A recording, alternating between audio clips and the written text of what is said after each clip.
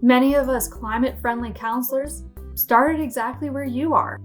We know what it's like, we know how frustrating it can be. The role for young people in creating the will for climate action, we can't underestimate that. When it's clear, when you have, young people demanding change, and then you go and echo their demands at council or to staff, the conversation is so much easier.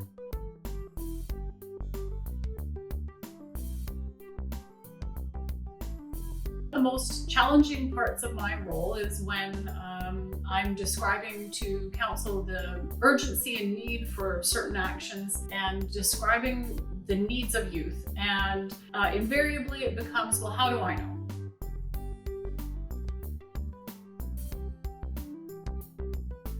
We need you because you've got good ideas and you're not scared to stick your neck out to make them happen. Too often we think like adults.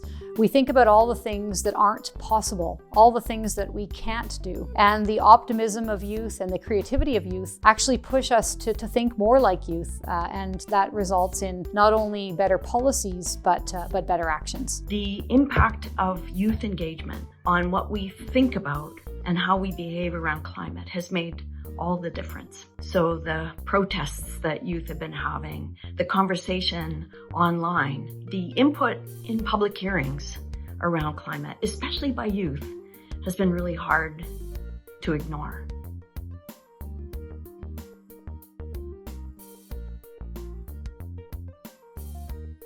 Greatest wins we've seen in the Kootenays is our 100% renewables commitment. Now, as a city of Nelson and as a region, we've committed to become 100% renewable by 2050, meaning eliminating gas cars, switching over to all of our transportation over to electric, switching from natural gas heating in all of our buildings and houses over to electric heating.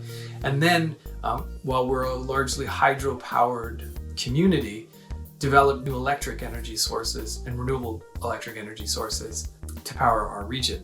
And it was young people that were really critical in creating the political will to make all of that happen. It was young people who first came to us and said, ban plastic bags, directly from a school project. And it was working with those young people and their teachers that actually led us to make that significant policy change. The elementary school and high school students come to us and say, we're challenging you to be the first municipality in our area that does this ban. And here's examples of where it's already been done in smaller municipalities than yours. That has been one of the most powerful things. And that got us moving. So it really does make a difference when young people get involved. Keep it up. Talk to your parents, talk to your grandparents, talk to your friends, whoever will listen, but especially talk to your politicians, because that's where the big impacts lie. Make sure that your voices are being held by or heard by the local government in the city in which you live, because it's wonderful and important to show the breadth of the movement in the number of people that can all congregate in a larger place like Vancouver. But if the local people in your own particular cities aren't hearing from you or not seeing the power in their own communities, they may be dismissive of that. Invite us out. Invite us into your space. Allow us to see the good work that you're doing. Let us know why you need our support to keep going to make change.